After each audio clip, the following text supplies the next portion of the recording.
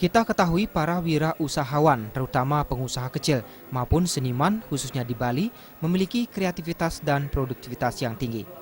Namun hal itu belum diimbangi kesadaran tentang aspek kekayaan intelektual dalam dunia usaha yang digelutinya. Menurut desainer muda Bali, Bintang Mira Afriningrum, para pengusaha dan seniman perajin perlu memiliki hak atas kekayaan intelektual atau haki agar hasil karya yang dihasilkan bisa berkembang, bersaing di pasaran, dan tidak mudah diklaim pihak lain. Memang masih minim karena kalau seniman biasanya kan mereka idealis ya. Jadi mereka tidak terlalu ribet untuk berpikir bahwa ada orang yang mengkopi dan lain sebagainya. Biasanya sih dari orang-orang yang di luar seniman yang mengingatkan. Penting.